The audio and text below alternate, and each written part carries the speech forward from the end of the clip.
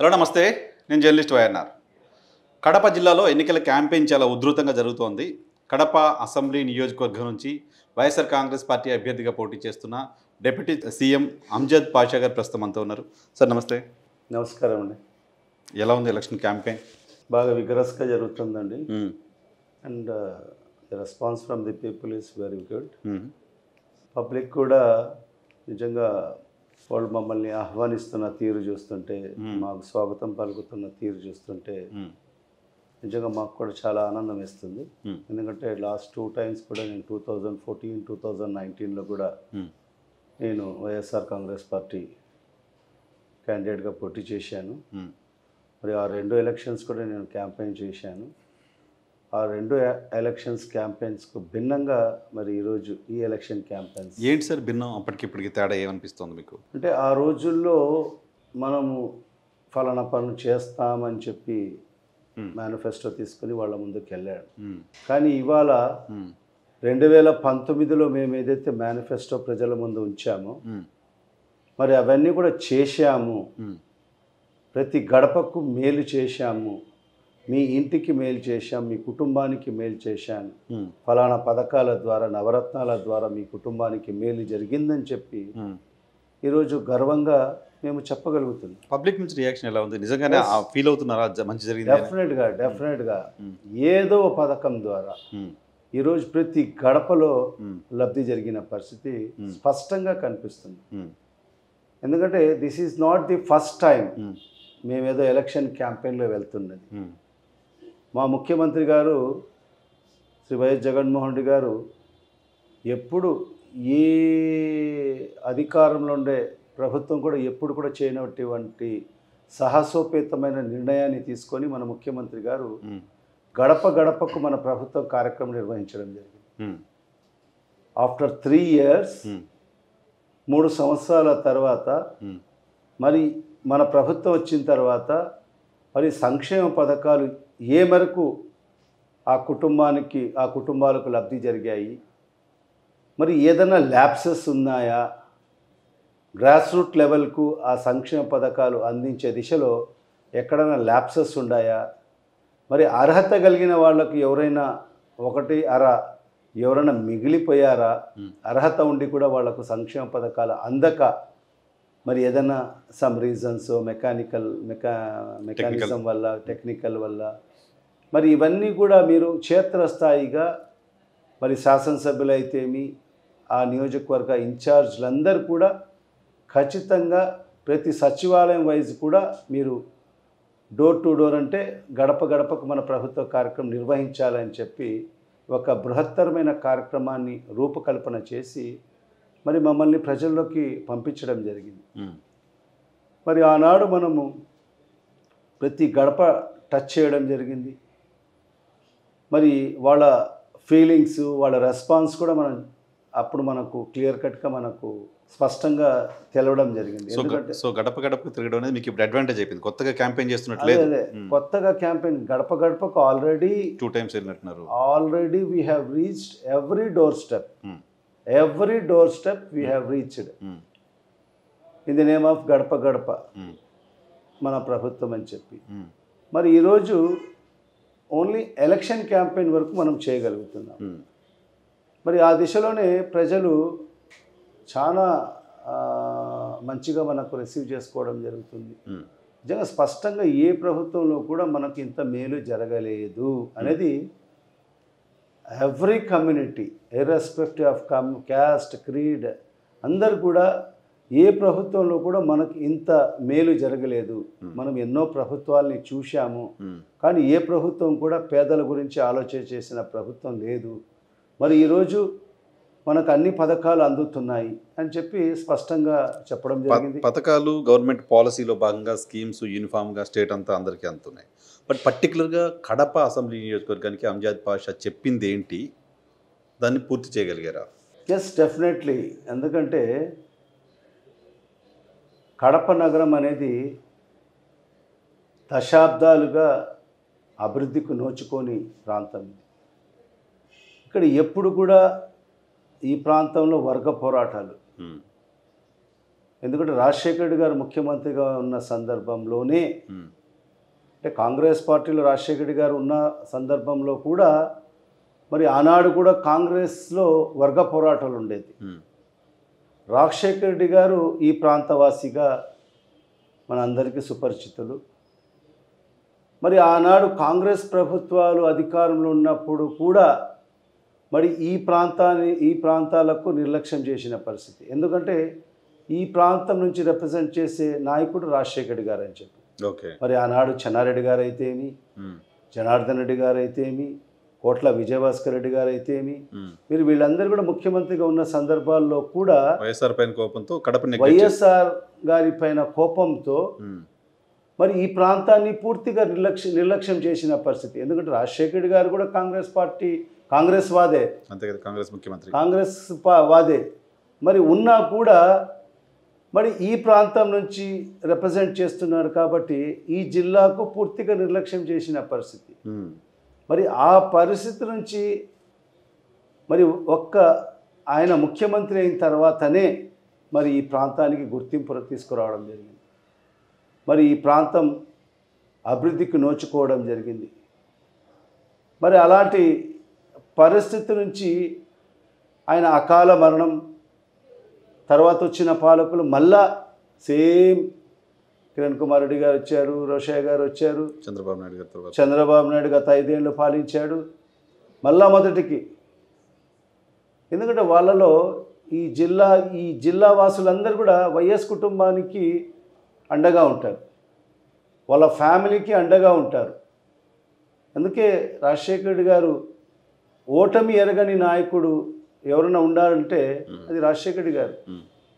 ఎన్ని క్లిష్ట సమయాల్లో కూడా ఈ ప్రాంత ప్రజలు రాజశేఖర రెడ్డి గారిని అక్కను చేర్చుకోవడం జరిగింది. ఎన్ని కష్టాల్లో కూడా ఆయన్ని వెంట నడవడం జరిగింది. అందుకే ఆయన ముఖ్యమంత్రి అయిన తర్వాత మరి కొన్ని సందర్భాల్లో మీరు కూడా వినింటారు, అసెంబ్లీలోనే చాలా మటుకు అపోజిషన్ పార్టీ నాయకులు, సొంత కాంగ్రెస్ పార్టీకి సంబంధించిన నాయకులు కూడా మీరు ఆంధ్ర రాష్ట్రానికి ముఖ్యమంత్రి, మీరు ఒక కడప జిల్లాకు ముఖ్యమంత్రి కాదు అని చెప్పిన సందర్భాలు కూడా ఉన్నాయి. మీరు ఏ పని చేసినా కూడా కడప జిల్లాకు ప్రాధాన్యత ఇస్తున్నారని చెప్పి.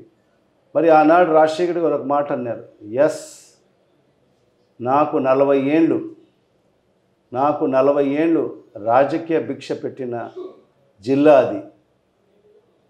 నేను ఈ స్థాయికి ఉన్నానంటే ఈరోజు నాకు ఆ జిల్లా ప్రజలు ఇచ్చిన ప్రేమానురాగాల వల్లనే, నాకు అండగా నిలవడం వల్లనే నేను ఈ స్థాయికి వచ్చాను. మా ప్రాంతం చాలా వెనుకబడిన ప్రాంతం, మరి నా గడ్డకు నేను మేలు చేయాల్సిన అవసరం ఎంతైనా ఉందని చెప్పి ఆ రోజు అసెంబ్లీలో కూడా ఆయన కరాఖండిగా చెప్పి మరి ఈ ప్రాంతాన్ని అభివృద్ధి పదంలోకి ముందుకు నడిపించడం జరిగింది. మరి అవన్నీ కూడా దాని తర్వాత ఆయన మరణాంతరం మళ్ళీ సేమ్ ప్రాసెస్. మరి ఈరోజు నా పాయింట్ ఏంటంటే మీరు డిప్యూటీ సీఎం అయిన తర్వాత కడపకి అదే ఇప్పుడు జగన్మోహన్ రెడ్డి గారు ముఖ్యమంత్రి అయిన తర్వాత ఈరోజు మనం కడప నగరం, ఈరోజు మీరు కూడా జస్ట్ డెఫినెట్గా ఎవరు కూడా ఆలోచన కూడా చేయలేదు డెవలప్మెంట్ గురించి. గతంలో మన కడపలో మెట్లు కూడా కొట్టని పరిస్థితి, రోడ్ ఎక్స్పాండ్ చేయడం అది వేరే విషయం ఉన్నా మెట్లు కూడా కొట్టని పరిస్థితి. మరి ఆ పరిస్థితి నుంచి ఈరోజు ఏ నగరం కూడా అభివృద్ధి చెందాలంటే మరి విశాలమైన రోడ్లు ఉండాలి. ఒక నగరం అభివృద్ధికి సూచన ఏంటంటే విశాలమైన రోడ్లు, డ్రైనేజు, మరి ట్రాఫిక్ ఇబ్బంది లేకోకుండా ఇవన్నీ కూడా చేస్తేనే మరి ఆ నగరం అభివృద్ధి వైపుకు ముందుకెళ్తుంది. మరి ఆ దిశలోనే మరి ఈరోజు అడుగులు పడ్డాయి. ఈరోజు సుమారుగా 7 రోడ్ వైడనింగ్ కార్యక్రమాలు చేశాం. అంటే కొన్ని కంప్లీట్ అయ్యాయి, కొన్ని 80-90% కంప్లీట్ అయ్యాయి, జస్ట్ వితిన్ 1 monthలో కంప్లీట్ అవుతాయి. మొత్తం ఈరోజు మనం 7 రోడ్ వైడనింగ్ చేశాం. ఒక సాహసోపేతమైన నిర్ణయం. ఎందుకంటే రాజకీయ నాయకులకు రోడ్ వైడనింగ్ అనేది చాలా కష్టంతో కూడుకున్న పని. ఎందుకంటే ఎన్నో అప్లికేషన్స్ వస్తాయి. మరి అప్లికేషన్స్ అన్నీ కూడా ఎదుర్కొని మరి రోడ్ వైడనింగ్ చేయాలంటే అంత సునాయాసమైన పని కాదు. అదేం ఇబ్బంది కదా ప్రజల యొక్క సహాయ సహకారాలతో మరి వాళ్ళను ఒప్పించి మెప్పించి మరి వాళ్ళకు కూడా కాంపెన్సేషన్ కూడా మరి వాళ్ళకు సంతృప్తికరంగా కాంపెన్సేషన్ కూడా ఇచ్చి మరి ఈరోజు ఈ స్థాయిలో ఈ రోడ్ వైడనింగ్ కూడా చేయగలిగాం. మరి ఈరోజు అదే కాకుండా మరి హెల్త్ సెక్టర్ మరి ఈ వెనుకబడిన ప్రాంతానికి మనం ఎక్కడ కూడా ఎప్పుడు కూడా డిపెండెంట్ ఆన్ ఇక్కడ నుంచి తిరుపతికి వెళ్ళాలా, లేదంటే కర్నూలుకి వెళ్ళండి, లేదంటే హైదరాబాద్ వెళ్ళండి, చెన్నై వెళ్ళండి. మరి అలాంటి పరిస్థితి నుంచి రాజశేఖర రెడ్డి గారు ఉన్నప్పుడు రిమ్స్ హాస్పిటల్ని నిర్మాణం చేయడం జరిగింది. తర్వాత వచ్చిన పాలకులు ఆ హాస్పిటల్ని అప్గ్రేడ్ చేసే దిశలో ఏ క్వశ్చన్ ఆలోచన కూడా చేయలేదు. మరి ఈరోజు జగన్మోహన్ రెడ్డి గారు వచ్చిన తర్వాత మరి ఈరోజు సుమారుగా 200 కోట్ల రూపాయలతో ఈరోజు సూపర్ స్పెషాలిటీ హాస్పిటల్ మనం నిర్మాణం చేసుకోవడం కడపలో సేమ్ రిమ్స్ ప్రాంగణంలోనే. మరి ఈరోజు ఆ సూపర్ స్పెషాలిటీ హాస్పిటల్ కూడా ఈరోజు అందుబాటులోకి వచ్చేసింది. మరి అదే క్యాంపస్లో క్యాన్సర్ హాస్పిటల్ కూడా సుమారుగా 100 కోట్ల రూపాయలు ఈ టెన్యూర్లోనే. ఎందుకంటే మనకు క్యాన్సర్ హాస్పిటల్ లేదు. ఇప్పుడు ఈరోజు మీకు మనందరికీ కూడా తెలిసిన విషయమే, క్యాన్సర్ అనేది ఎక్కువగా ప్రబలుతున్న వ్యాధి. మరి ఈరోజు ఫైనాన్షియల్గా ఏ కుటుంబం కూడా చితికిపోయేదానికి అవకాశం కూడా మరి ఇలాంటి వ్యాధులు వచ్చిన తర్వాత లక్షల రూపాయలు ఖర్చు పెట్టుకునే పరిస్థితి. మరి ఆ పరిస్థితి నుంచి ఈరోజు మన ముఖ్యమంత్రి గారు వచ్చిన తర్వాత దాన్ని కూడా ఈరోజు ఆరోగ్యశ్రీ కింద అన్లిమిటెడ్, ఈరోజు క్యాన్సర్కు అన్లిమిటెడ్ ట్రీట్మెంట్ ఆరోగ్యశ్రీలో పెట్టి ఈరోజు అందరికి కూడా పేదలకు అందరికి కూడా వాళ్ళకు వైద్యం అందించడం జరిగింది. ఆ దిశలోనే మరి మన కడపలో ఒక క్యాన్సర్ హాస్పిటల్ మనం నిర్మాణం చేసుకున్నాం. అది మన డిసెంబర్లోనే గౌరవ ముఖ్యమంత్రి గారి చేతుల మీదుగా మరి ప్రారంభోత్సవం కూడా చేసుకోవడం జరిగింది. మరి అదే క్యాంపస్లో సైకియాట్రిక్ హాస్పిటల్, మానసిక వ్యాధికి సంబంధించిన హాస్పిటల్ సుమారుగా 70 కోట్ల రూపాయలతో మరి హాస్పిటల్ కూడా నిర్మాణం చేసుకొని గౌరవ ముఖ్యమంత్రి గారి చేతుల మీదుగా ప్రారంభోత్సవం కూడా చేసుకోవడం జరిగింది. మరి కంటికి సంబంధించిన పుష్పగిరి ఐ హాస్పిటల్, అతిపెద్ద ఐ హాస్పిటల్ని కూడా మరి ఇక్కడ మనం నిర్మాణం చేసుకోవడం జరిగింది. ఒక private LV Prasad eye hospital, సామాన్యంగా ఇలాంటి సెకండ్ టైప్ సిటీస్లో అసలు ఎల్వి ప్రసాద్ వాళ్ళు అసలు ఆ మేనేజ్మెంట్ ఎవరు కూడా ముందుకు రారు. మరి అలాంటి పరిస్థితుల్లో మరి గౌరవ ముఖ్యమంత్రి గారు వాళ్ళను ఒప్పించి ఈరోజు 10 acres ఆఫ్ ల్యాండ్ వాళ్ళకు ఉచితంగా ఇచ్చి మరి ఈరోజు అక్కడ హాస్పిటల్ కూడా నిర్మాణం చేసి మొన్న డిసెంబర్లో గౌరవ ముఖ్యమంత్రి గారు కూడా చేతుల మీదుగా ప్రారంభోత్సవం కూడా చేసుకోవడం. ఈ 5 years టెన్యూర్లో అయింది. Only in 3 years. Only in 3 years. Because ఎందుకంటే మనం 5 years టెన్యూర్ అంటాం, కానీ 2 ఏళ్ళు కోవిడ్ వల్ల మనం పూర్తిగా కోల్పోవడం జరిగింది. 2 years of time. Only it has been happened in 3 years. So revolutionary change in health అయితే హెల్త్ సెక్టర్లో రెవల్యూషనరీ చేంజెస్. ఇన్ని హాస్పిటల్స్ ఒక్క నగరంలో తీసుకురావడం. మరి అదే కాదు, మరి కొన్ని స్లమ్స్ ఏరియాస్లో కూడా ఈరోజు ఏదైతే మన urban health centres 9 urban health centres ఈరోజు మనం నిర్మాణం చేసుకోవడం. ఒక్కొక్క అర్బన్ హెల్త్ సెంటర్ 1,10,00,000 రూపాయలతో. మరి ఒక్కొక్క అర్బన్ హెల్త్ సెంటర్లో ఒక MBBS డాక్టర్ ఉంటాడు, 12 మంది పారామెడికల్ స్టాఫ్ ఉంటారు. మరి అక్కడే వాళ్లకు ఏదైతే రక్త పరీక్షలకు సంబంధించిన ల్యాబొరేటరీ ఉంటుంది. మరి అదేవిధంగా అక్కడే ఫార్మసీ కూడా ఉంటుంది, వాళ్ళకందరికీ ఉచితంగా మందులు ఇచ్చేదానికోసం. ఎక్కడైతే స్లమ్ ఏరియాస్ ఉంటాయి సుమారుగా 9 అర్బన్ హెల్త్ సెంటర్స్ మరి ఈ గవర్నమెంట్లో గతంలో 76 సంవత్సరాలుగా గత ప్రభుత్వాల్లో కేవలం 5 అర్బన్ హెల్త్ సెంటర్స్ మాత్రమే ఉన్న ఈ కడపలో ఈ 5 ఏళ్ల కాలంలో 9 అర్బన్ హెల్త్ సెంటర్స్ని నిర్మాణం చేసి ఈరోజు ప్రజలకు అందుబాటులోకి తీసుకురావడం. హెల్త్ సెక్టర్ వైజ్ చూస్తే కడప నగరంలో రిమార్కబుల్ చేంజెస్ వచ్చాయి, డెవలప్మెంట్ వచ్చింది. మరి ఇదే కాకుండా మరి ఈరోజు నాడు నేడు ద్వారా స్కూల్స్ నిజంగా ఇది ఎంత చెప్పినా తక్కువే. నాడు నేడు ద్వారా ఈరోజు స్కూల్ రీవ్యాంప్స్ అనేది ఈరోజు గవర్నమెంట్ స్కూల్స్ చూస్తే నిజంగా అసలు ఈ గవర్నమెంట్ స్కూలా ఇది కార్పొరేట్ స్కూలా అని చెప్పే పరిస్థితి ఈరోజు మనం చూస్తున్నాం. మరి ఆ దిశలో ఈరోజు గవర్నమెంట్ స్కూల్స్ అన్నీ కూడా ఈరోజు రీవ్యాంప్ జరిగాయి. మనకు స్ట్రెంగ్త్ కూడా చూస్తే మనకు ఇక్కడ మున్సిపల్ మెయిన్ స్కూల్ ఒకటి ఉంది. గతంలో కేవలం బిలో 1000 స్టూడెంట్స్ ఉన్న ఆ స్కూల్ ఈరోజు నియర్లీ 1800 to 2000 స్ట్రెంగ్త్ ఆ స్కూల్లో ఉంది.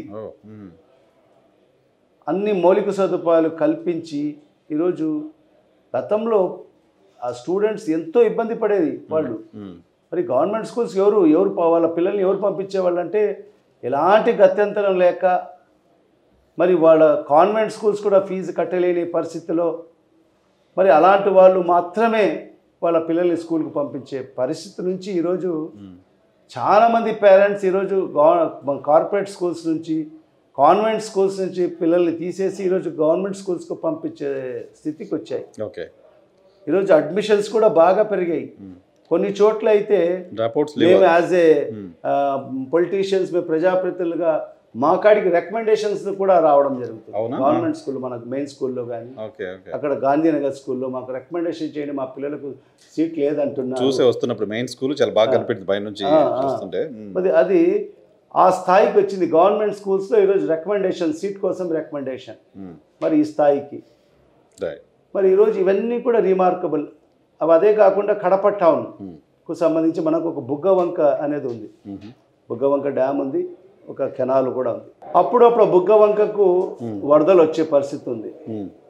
మరి ఆ వరదలు వచ్చినప్పుడు 2001వ సంవత్సరంలో పెద్ద వరదలు వచ్చి మరి చాలా మటుకు మునక గురైన ప్రాంతము, టౌన్ అంతా మునిగిపోయిన పరిస్థితి, చాలా మటుకు ప్రాణ నష్టం జరిగింది, ఆస్తి నష్టం కూడా జరిగిన పరిస్థితి. మరి ఆనాడు తెలుగుదేశం ప్రభుత్వం అధికారంలో ఉండింది 2001.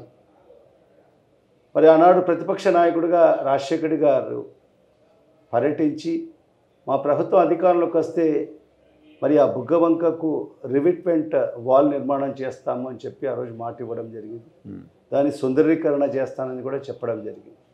తర్వాత 2004లో ఆయన అధికారంలోకి వచ్చిన తర్వాత ఫస్ట్ ప్రయారిటీగా మరి దాన్ని రివిట్మెంట్ వాల్ నిర్మాణం కోసం నిధులు కూడా కేటాయించి మరి కొద్దిపాటు పనులు జరిగాయి. తర్వాత ఆయన అకాల మరణం తర్వాత మరి ఆ పనులన్నీ కూడా ఆగిపోయిన పరిస్థితి. ఆ బ్యాలెన్స్ మరొక్కసారి వరదలు వచ్చాయి. అప్పుడు ముందు స్థాయి అంత పెద్ద ప్రమాదం లేకపోయినా కూడా చాలా మటుకు ప్రాంతాలు మునిగిపోయాయి.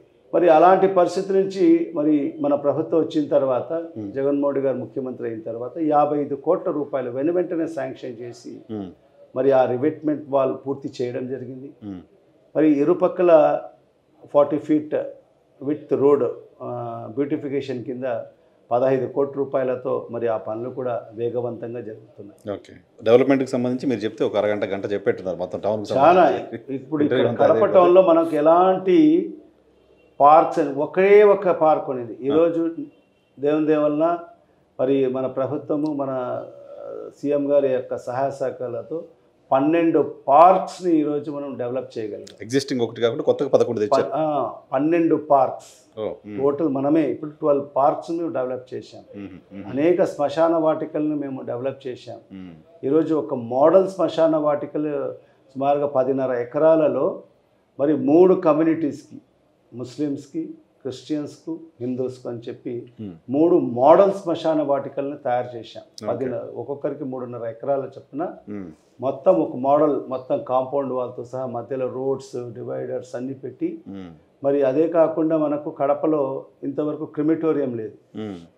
మరి ఆ క్రిమిటోరియంని కూడా మనం ఏర్పాటు చేసుకొచ్చాం. సుమారుగా 7 కోట్ల రూపాయలతో మరి ఆ సెక్షన్స్ అన్ని శ్మశానం దగ్గర నుంచి మొదలు పెడితే పార్కుల వరకు రోడ్ల దగ్గర నుంచి మొదలు పెడితే హెల్త్ సెక్టర్ వరకు మొత్తం చేశారు.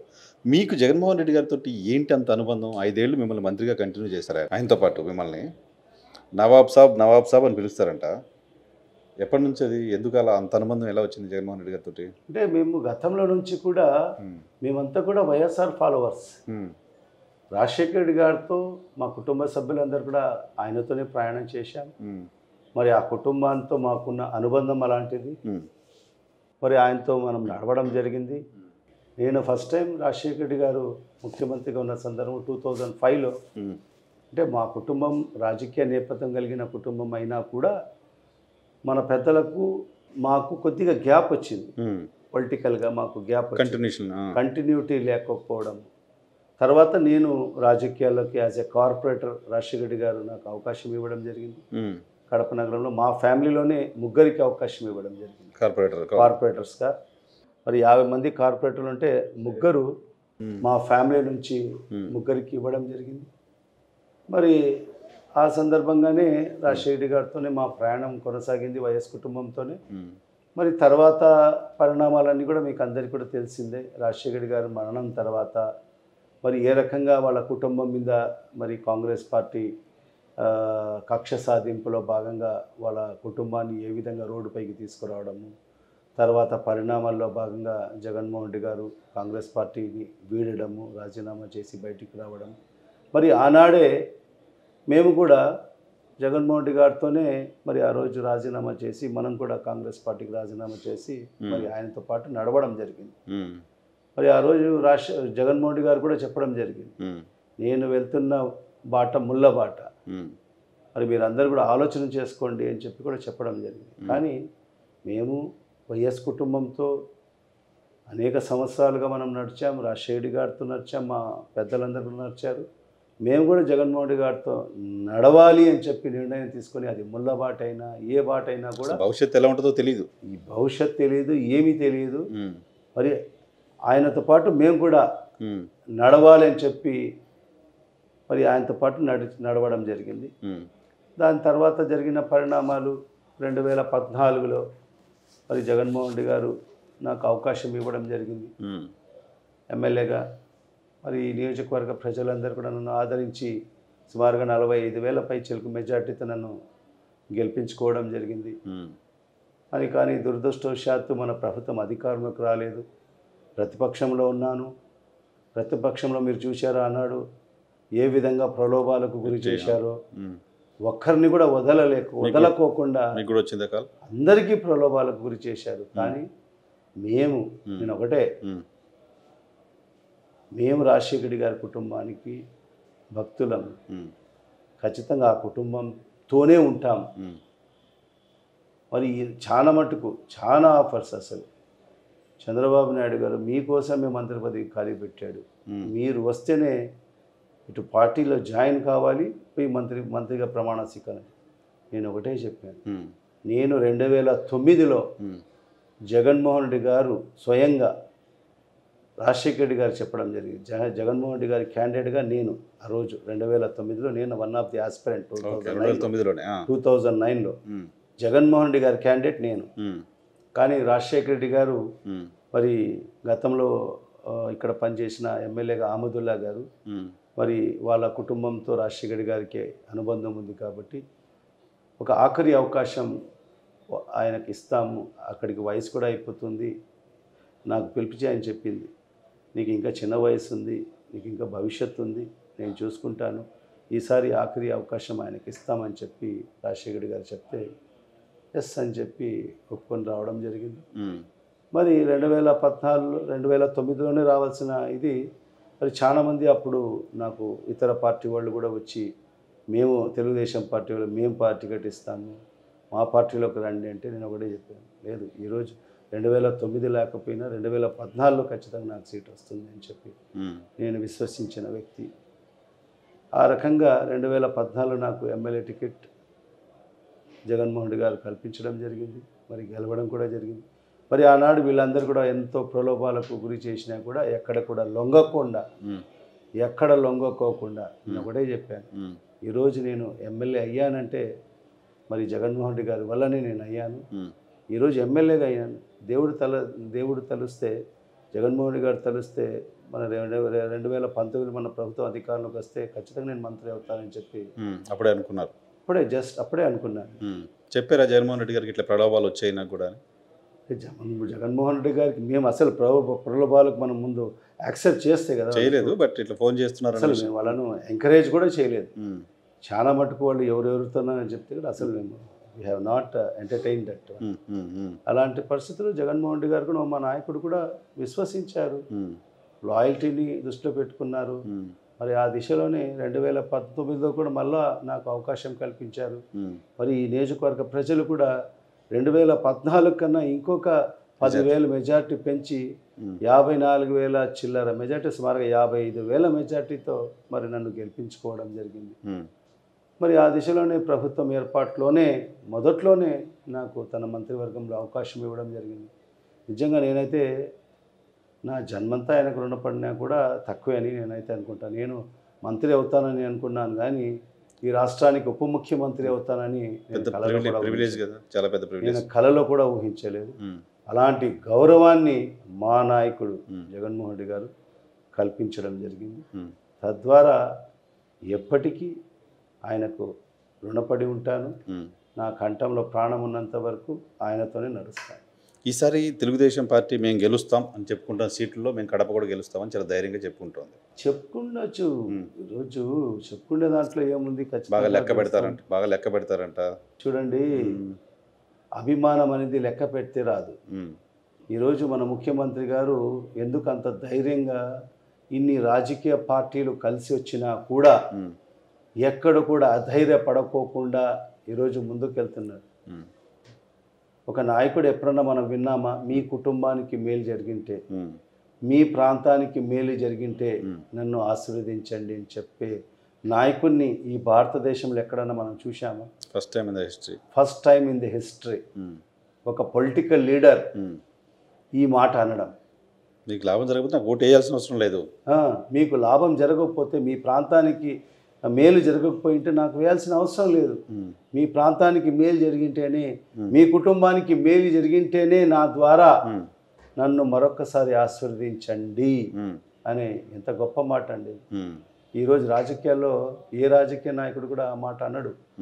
ఏమున్నా ఇంకా ప్రలోభాలకు గురి చేసేవాళ్లే ఇది చేస్తాను అది చేస్తానని చెప్పి ప్రజలకు ప్రలోభాల్లోనే పెట్టి మభ్యపెట్టి వాళ్ళ ఓట్లు దండుకునే పరిస్థితి నుంచి ఈరోజు వాళ్ళ కుటుంబాలకు మేలు చేసి ఈరోజు ఓటు అడగడం అనేది ఇది ఒక సాహసోపేతమైన నిర్ణయం. ఓకే, ఇప్పుడు కూటమిగా బీజేపీ, జనసేన, టీడీపీ కలిసి వస్తున్నాయి. ముస్లింలకు మంచి చేసింది తెలుగుదేశం పార్టీ. వైసీపీ హయాంలో ముస్లింలపైన దాడులు జరిగాయి, ముస్లింలకు రావాల్సిన నిధులు ఇవ్వకుండా ఆపేశారంటూ చంద్రబాబు నాయుడు గారు మాట్లాడుతున్నారు. కూటమిని ఎలా చూస్తారు? ముస్లింలకు టీడీపీ చాలా ఎక్కువ చేసింది, వైసీపీ నష్టం చేసింది అంటున్న చంద్రబాబు నాయుడు గారి కామెంట్స్ని ఎలా చూస్తారు? చంద్రబాబు నాయుడు అనే వ్యక్తి ముస్లింల గురించి మాట్లాడే నైతిక హక్కే లేదు. ఆయన ఒక అవకాశవాది. అవకాశవాదిలో ఏదైనా టాప్ క్యాడర్ ఉంటే ఆ క్యాడర్ చంద్రబాబు నాయుడుకి ఇవ్వాలి. ఎందుకంటే ఆయనకు ఎప్పుడు ఎవరితో అవసరం ఉంటే వాళ్ళతో జత కడతారు. అనేక సందర్భాల్లో ఒక మతతత్వ పార్టీ బీజేపీ ముస్లింలకు వ్యతిరేక పార్టీ మనందరికీ కూడా తెలిసిందే. మరి అలాంటి పార్టీతో జత కట్టి అవసరం తీరిపోయిన తర్వాత మళ్ళా కొన్ని సందర్భాల్లో మైనార్టీలకు సమావేశంలో ఆయన చెప్పిన మాట, నేను నా జీవితంలో ఒక తప్పిదం చేశాను, బహిరంగంగా చెప్పారు, ఆన్ రికార్డ్. నేను నా జీవితంలో ఒక తప్పిదం చేశాను, బీజేపీతో జత కట్టి నన్ను క్షమించండి, భవిష్యత్తులో ఇది పునరావృతం చెయ్యను అని చెప్పి పెద్ద బహిరంగ సభలో, మైనార్టీలకు సంబంధించిన బహిరంగ సభలో చెప్పాడు. తర్వాత ఏంటి పరిణామాలు? 2014లో మళ్ళీ అదే బీజేపీతో జత కొట్టాడు. మళ్ళీ 14లో కొన్ని ఏళ్ళు వీళ్ళ మంత్రులు ఇక్కడ ఉండారు, వాళ్ళ మంత్రులు ఇక్కడ ఉండారు. తర్వాత మళ్ళా లాస్ట్లో మళ్ళా మోడీ గారిని తిట్టాడు. మళ్ళా 2024లో మళ్ళా రెండు రోజులు పోయి ఢిల్లీలో పోయి మకాం వేసి కాళ్ళు పట్టుకొని మరి వాళ్ళతో పొత్తు కుదుర్చుకొని వచ్చాడు. ఎందుకు నువ్వు బాగా మేలు చేసింటే, ప్రజలకు మేలు చేసింటే, మైనార్టీలకు మేలు చేసింటే వీళ్ళందరూ పొత్తులు అవసరమా చెప్పండి? అదొకే. ఇప్పుడు ఈ కూటమికి ఓటేస్తే ముస్లింలకు జరిగే నష్టం ఏంటి? As for you? ఖచ్చితంగా, ఎందుకంటే పూర్తిగా నష్టం జరుగుతుంది. Reservation issue. ఎందుకంటే అదే కదా, అమిత్ షా గారు బహిరంగంగా తెలంగాణలో మన సార్వత్రిక ఎన్నికలు జరిగితే బహిరంగ సభలో ఆయన ఏం చెప్పాడు? బీజేపీ అధికారంలోకి వస్తే మైనార్టీలకు సంబంధించిన 4% రిజర్వేషన్లను తొలగిస్తాము, ఆ రిజర్వేషన్లను ఎస్సీ ఎస్టీ ఓబీసీలకు ఇస్తాము అని చెప్పి కూడా చెప్పాడు కదా, ఆన్ రికార్డ్ మేనిఫెస్టోలో. On record. అది మన కర్ణాటకలో కూడా మనం చూసాం కదా, వాళ్ళ అధికారంలోకి వచ్చిన తర్వాత ఆ రిజర్వేషన్లను తొలగించారు. మళ్ళా కాంగ్రెస్ పార్టీ వచ్చిన తర్వాత మళ్ళీ దాన్ని ఇంప్లిమెంట్ చేస్తున్నారు. మరి వాళ్ళైతే తొలగించారు కదా, మరి ఎందుకు ఇక్కడ కూడా సేమ్? ఎందుకు మన కిషన్ రెడ్డి గారు కూడా ఎవరో మీడియా పర్సన్స్ అడిగితే ఖచ్చితంగా మేము దానికి కట్టుబడి ఉండాలి, అది మా విధానం అని చెప్తున్నారు. అది మా విధానము. పురంధరేశ్వరి గారు కూడా చెప్పారు కదా, అని వాళ్ళ విధానం అది. ఎవరున్నా కూడా ఖచ్చితంగా వాళ్ళు మేము ఇక్కడ రిజర్వేషన్, ముస్లింలకు రిజర్వేషన్లు ఎట్టి పరిస్థితుల్లో కూడా కొనసాగించము అనేది వాళ్ళ విధానం. ఓకే, మరి ఆ దిశలోనే వాళ్ళు అడుగులు పడతాయి. కానీ మరి ఈరోజు మీ మీడియా ద్వారానే ఈరోజు చంద్రబాబు నాయుడు అడుగుతున్నాను, మరి ఎక్కడైనా దాన్ని ఖండించాడా చంద్రబాబు నాయుడు? స్పందించడం కూడా స్పందించలేదు. మరి ఈరోజు ఏమైనా చెప్పగలుగుతున్నాడా? ఈరోజు అలయన్స్లో ఉన్నారు కదా, పొత్తులు ఉన్నారు కదా, వాళ్ళ విధానం అది ఉంది. కానీ నేను మాత్రం ఈ రిజర్వేషన్లు కొనసాగిస్తాను, వాళ్ళు ఏమైనా చెప్పి వాళ్ళు ఏం చేసినా కూడా మేము కొనసాగిస్తానని చెప్పి ఏదైనా మాట అంటున్నాడు? లేదు, మేనిఫెస్టోలో అయితే మరి ఆ విషయం మెన్షన్ చేయలేదు. మేనిఫెస్టో చూసాం కొద్దిసేపటి క్రితం. ఎక్కడ కూడా బహిరంగ సభలో కూడా చెప్పండి అసలు ఎక్కట్లేదు. సో కూటమి గెలిస్తే ముస్లిం రిజర్వేషన్లకు ప్రమాదంలో ఖచ్చితంగా ప్రమాదంలో, రిజర్వేషన్లు అయితే ఫస్ట్ ప్రయారిటీలో ప్రమాదంలో పడుతుంది రిజర్వేషన్. సిఏఏకి సంబంధించి ముస్లింలలో ఆందోళన ఉందా నిజంగా? దానికి సంబంధించి ఏమనుకుంటున్నారు? కూటమికి ఓటేస్తే జరిగే నష్టం ఏంటి ఆ పర్టికులర్ ఇష్యూలో? నిజంగా ఈరోజు సిఏఏకు సంబంధించింది కూడా మరి ఆ రోజు కూడా అనేక సందర్భాల్లో కూడా మనం కూడా చెప్పాం. వైఎస్ఆర్ కాంగ్రెస్ పార్టీ కూడా ఆ రోజు సిఏఏకు మద్దతు ఇచ్చిన పరిస్థితి మనందరికీ కూడా తెలిసిన విషయమే. ఆ రోజు తెలుగుదేశం పార్టీ కూడా మద్దతు ఇవ్వడం జరిగింది.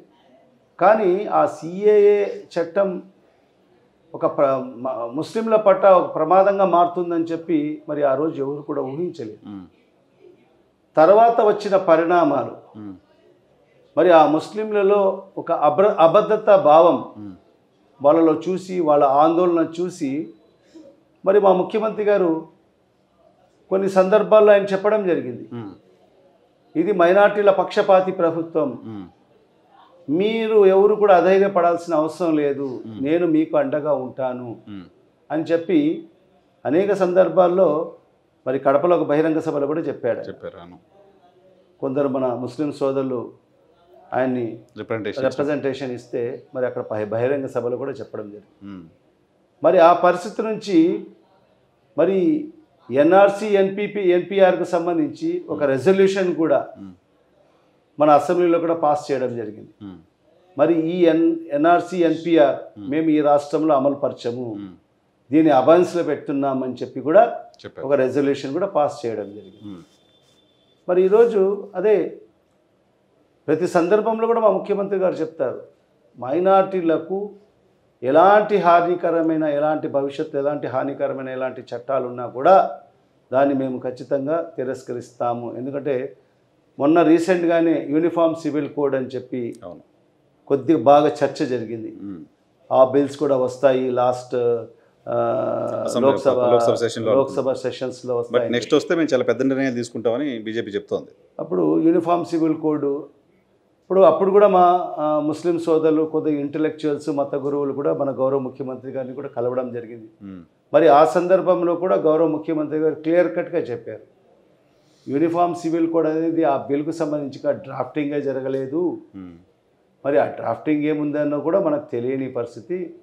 మరి అలాంటిది మీకు ఆ యూనిఫామ్ సివిల్ కోడ్ ద్వారా మరి మైనార్టీలకు ఏదైనా హాని కలిగించే పరిస్థితి ఉంటే ఖచ్చితంగా దాన్ని మేము వ్యతిరేకిస్తాము అని చెప్పి కూడా మరి ఆనాడు మన మత పెద్దలతో, ఇంటలెక్చువల్స్తో కూడా గౌరవ ముఖ్యమంత్రి గారు కూడా చెప్పడం జరిగింది. సో మైనారిటీలకు వైసీపీనే భద్రత, ఖచ్చితంగా కూటమి వస్తే ప్రమాదం. ఒక సెక్యులర్ ముఖ్యమంత్రి జగన్మోహన్ రెడ్డి గారు అన్ని వర్గాలను సమానంగా చూసుకుంటూ మరి సమానంగా ముందుకు తీసుకెళ్తున్న నాయకుడు మన ముఖ్యమంత్రి జగన్మోహన్ రెడ్డి గారు. మరి అలాంటి సేఫెస్ట్ హ్యాండ్స్లో ఈరోజు మనం ఉన్నాం. మరి ఇంతకన్నా సేఫెస్ట్ హ్యాండ్స్ మనకు దొరకదు మైనార్టీలకు, మరీ ముఖ్యంగా మైనార్టీలకు. అందుకే మైనార్టీలు అందరూ కూడా ఆలోచన చేయాలి. ఈరోజు కొందరు ఈరోజు కాంగ్రెస్ పార్టీ ఈరోజు కాంగ్రెస్ పార్టీ ఉంటుంది కానీ ముసుగు తీస్తే అది వేరే వేరే రకంగా కనిపిస్తుంది. నెక్స్ట్ అదే అడగబోతున్నాను నేను. అవినాష్ రెడ్డి గారి పైన చాలా పెద్ద ఎలిగేషన్ కాంగ్రెస్ పార్టీ షర్మిల గారు చేస్తున్నారు, ప్రధానంగా వివేకానంద రెడ్డి గారి హత్య కేసుకు సంబంధించి. అది మీకు ఈ జిల్లాలో నష్టం కలిగించదా? మాకు ఏం నష్టం కలిగించదండి, ఏం లేదు. ఇప్పుడు ఒకటే, ఈరోజు షర్మిలమ్మ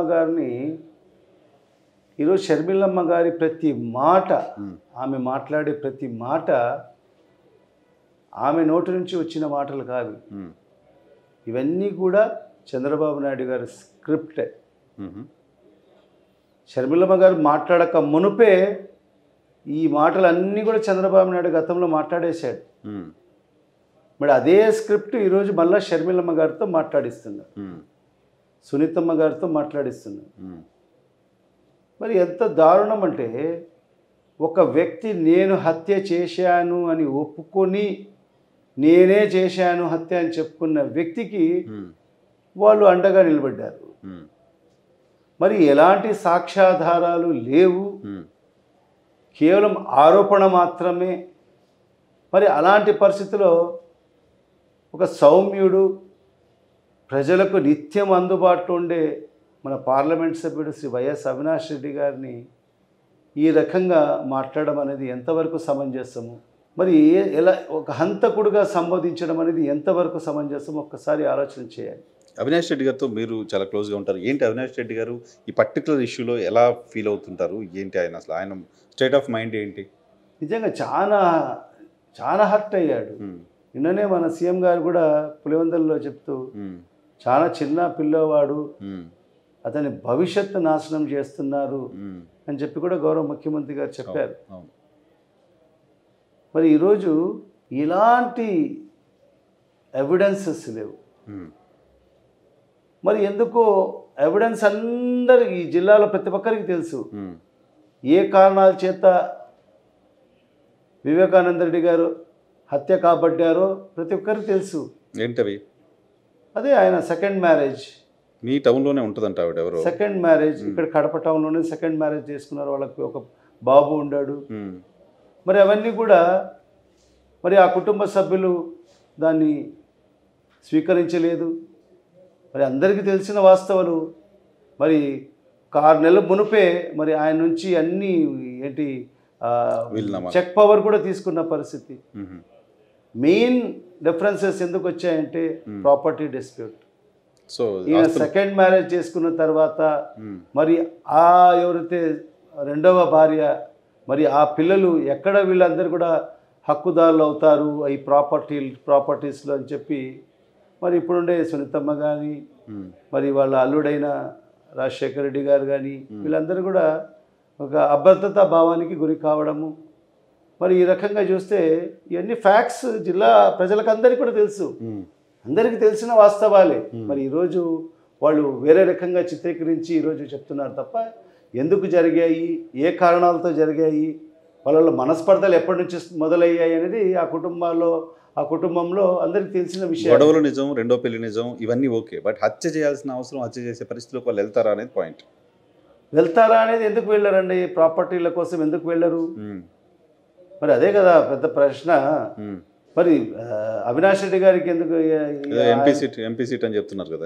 ఆయన ఎంపీ కోసం ఆయన ప్రచారం చేసి వచ్చాడు కదండి. ఆయన ప్రచారం చేసి వచ్చాడు కదా. అవినాష్ రెడ్డి గారి కోసం ప్రచారం చేసి వచ్చాడు కదా.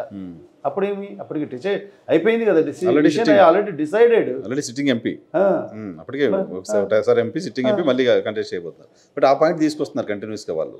అదే ఇవన్నీ డైవర్ట్ చేసే పాలిటిక్స్ చేస్తున్నారు తప్ప మరి ఇవన్నీ కూడా ప్రజలకు, మన జిల్లా ప్రజలకు అందరికీ కూడా తెలుసు, మన జిల్లాలో ఉండే ప్రజలకు అందరికీ తెలుసు, వాస్తవాలు అన్నీ తెలుసు. ఈరోజు వాళ్ళు ఎన్ని చెప్పినా కూడా ఈ జిల్లా ప్రజలు నమ్మే పరిస్థితుల్లో లేరు. మరి షర్మిలమ్మ కానీ, సునీతమ్మ కానీ ఎంత చెప్పినా ఎవరు నమ్మే పరిస్థితుల్లో లేరు. రైట్ సార్, చివరిగా ఎక్కువ టైం తీసుకుని ఎలక్షన్ క్యాంపెయిన్లో ఉన్నారు మీరు. చివరిగా అమ్జద్ పాషాకి కడప ప్రజలు ఎందుకు ఓటేయాలి అంటే ఒక 2 బుల్లెట్ పాయింట్స్ ఏం చెప్తారు? అమ్జద్ బాషాకు ఎందుకు ఓటు వేయాలి అంటే అనేక కారణాలు ఉన్నాయి.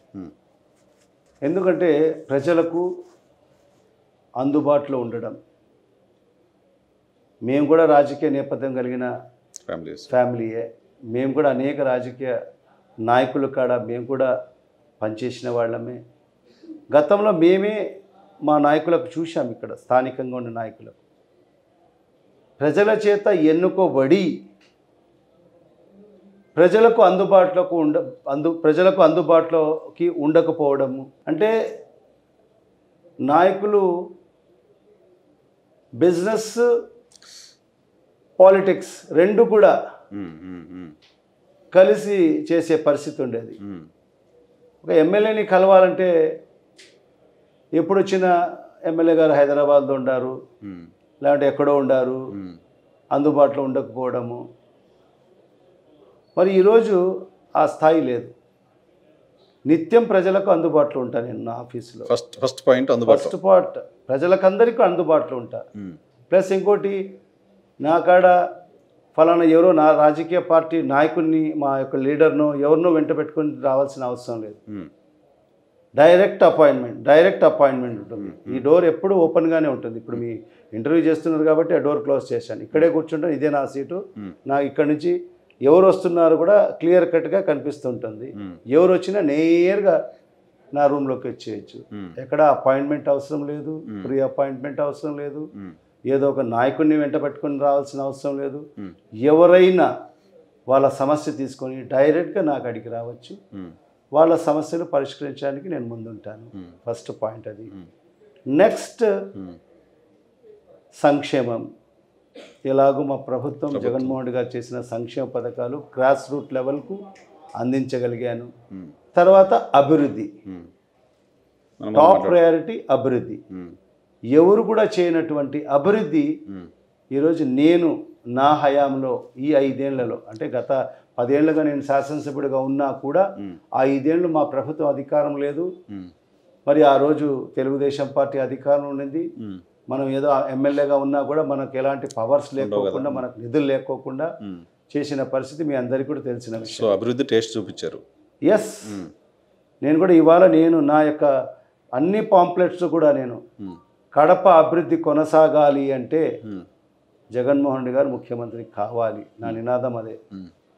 The development should not stop, it should be continued. When it should be continued అంటే వెన్ వైఎస్ జగన్మోహన్ రెడ్డి గారు సీఎం అవుతేనే ఆ డెవలప్మెంట్ అనేది కంటిన్యూ అవుతుంది. డెవలప్మెంట్ చూసి ఓటేయండి, సంక్షేమానికి ఓటేయండి అనేది మా రెండు పాయింట్స్. మేము ఎక్కడ ఏం మాట్లాడాలి. సో రెండు మీవి మేజర్ పాయింట్స్, రెండు మీ నాయకుడు జగన్మోహన్ రెడ్డి గారి major points. These are the key points for you. Yes, definitely. ఎందుకంటే డెవలప్మెంట్ ఈరోజు చేశామంటే, ఈరోజు మేము మా ముఖ్యమంత్రి గారు మాకు నిధులు ఇచ్చారు కాబట్టి, నిధులు తేగలిగాం కాబట్టి మేము చేయగలుగుతున్నాం ఈరోజు. గతంలో చంద్రబాబు నాయుడు నేను అదే నాతో కంటెస్ట్ చేస్తున్న క్యాండిడేట్లకు నేను ఒకటే చెప్తున్నా, నా సవాల్ కూడా అదే. నేను ప్రతి సందర్భంలో కూడా మా కంటెస్టెంట్ క్యాండిడేట్ గురించి చెప్పాను. 2014 నుంచి 19 వరకు మీ ప్రభుత్వం అధికారంలో ఉండింది. మరి ఎవరైతే శ్రీనివాసులు రెడ్డి గారు ఉన్నారో ఆయన ఇన్ఛార్జ్గా ఉన్నారు, ఇన్ఛార్జ్గా ఉన్నాడు. ఆయనకు తెలియకోకుండా ఒక ట్రాన్స్ఫర్ లేదు, ఆయనకు తెలియకోకుండా ఒక చిన్న పని కూడా జరగని పరిస్థితి. మరి అంత కమాండింగ్ పొజిషన్లో ఉండి మరి నువ్వు 2014 నుంచి 19 వరకు కడపకు ఏం చేశావు, ఎంతవరకు నిధులు తీసుకురాగలిగావు, ఒక శ్వేతాపత్రం రిలీజ్ చేయమని చెప్పి. మరి 2019 నుంచి ఇప్పటి వరకు మా ప్రభుత్వం అధికారంలోకి వచ్చిన తర్వాత మేము ఇన్ని కోట్ల రూపాయలు, 2400 కోట్ల రూపాయల అభివృద్ధి మేము చేశాము. 2400 కోట్లు, 2400 కోట్ల రూపాయలతో ఓన్లీ నా కాన్స్టిట్యున్సీలో అభివృద్ధి చేశాము, చేస్తున్నాము, ఇంకా చేయబోతున్నాము. ఇంకా కంటిన్యూస్ వర్క్స్ అది. ఒక్క కడప డ్రింకింగ్ వాటర్, ఎందుకంటే మన కడపకు వేసవి కాలం వస్తే మనకు చాలా షార్టేజ్ ఆఫ్ డ్రింకింగ్ వాటర్ ఉంటుంది. మన మెయిన్ సోర్సెస్ వచ్చేసి పెన్నా రివర్. ఆ పెన్నా రివర్ అనేది వేసవి కాలంలో డ్రై అవుట్ అవుతుంది. దేవుని వల్ల మన ముఖ్యమంత్రి గారు వచ్చిన తర్వాత ఈ 4 ఏళ్ళు మనకు ఎలాంటి ప్రాబ్లం రాలేదు. ఈ సంవత్సరం మాత్రమే కొద్దిగా ప్రాబ్లం, ఎందుకంటే వర్షాలు తక్కువ నమోదు కావడం వల్ల, ఈసారి వర్షాలు పడకపోవడం వల్ల ఈసారి మాకు కొద్దిగా డ్రింకింగ్ వాటర్ ప్రాబ్లం క్రియేట్ అయింది. మరి దీనికి కూడా పర్మనెంట్ సొల్యూషన్ కింద ఈరోజు బ్రహ్మసాగర్ నుంచి 1.5 TMC assured water for Kadapa drinking purpose అని చెప్పి సీఎం గారు జీవో రిలీజ్ చేసి మరి 570 కోట్ల రూపాయలతో పైప్ లైన్ ద్వారా ఈరోజు కడప నగరానికి తాగునీటి కోసం టెండర్లు కూడా అయిపోయాయి, ఓకే, ఎల్ఓఐ కూడా ఇష్యూ అయిపోయింది. Just the work has not been started because of election code. Okay, పర్మనెంట్గా వాటర్ గురించి పర్మనెంట్ సోర్స్. ఓకే, 24 అవర్స్ ఆ పనులు అయిపోతే 24 అవర్స్ మనం కడపలో నీళ్ళు ఇచ్చడానికి మేము కట్టుబడి ఉన్నాం. Right sir, thank you very much, all the very best. Thank you. మాకోసం సమయం కేటాయించినందుకు. ఇది డిప్యూటీ సీఎం అంజద్ బాషా గారితో స్పెషల్ ఇంటర్వ్యూ. చూస్తూ ఉండండి.